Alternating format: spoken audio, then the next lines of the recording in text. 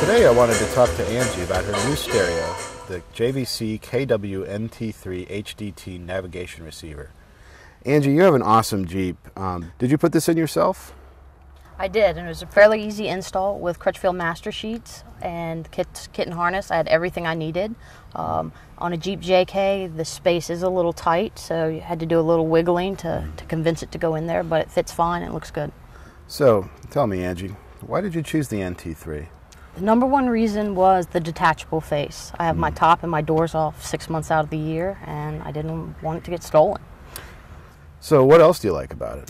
In-dash nav was the next important feature to me. I do a lot of kayaking and backpacking, so being able to plan my trip, get on some back roads was pretty important. Yeah. It also has a feature where I can find restaurants in the area. So when I'm in a strange town, I tell it what kind of food I want to eat, and it takes me there. Nice.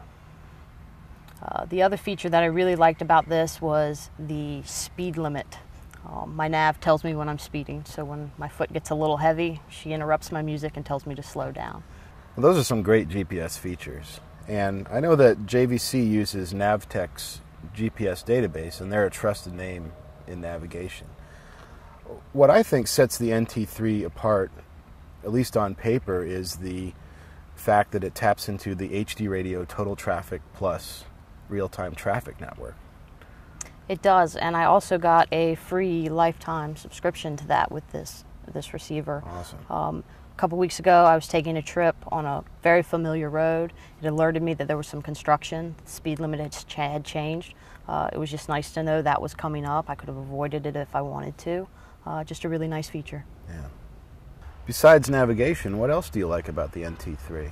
Well, in my Jeep, it's all about the music.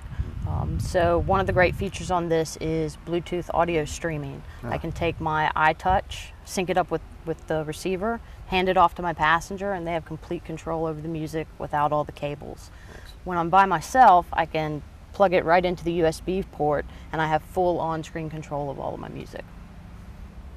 Something we haven't talked about yet is how fast this stereo is. And what I mean by that is it has a 400 megahertz processor inside, makes it really snappy to operate from screen to screen, and especially upon starting up from when you first get in the car. A lot of receivers like this will take 30 seconds, even longer, to get to the point where they're just ready to navigate and ready to roll. So there's a lot to like about the NT3, but is there anything that you wish it could do a little better? Well, the only drawback is the only USB input is on the front of the unit. It would be great if there was one on the back so I could run my iPod cable into my glove box and have all of that cables out of the way. Yeah. If you want to learn more about the JVC KW-NT3HDT or any other receiver, you can contact us via email, chat, or as always, just call Crutchfield.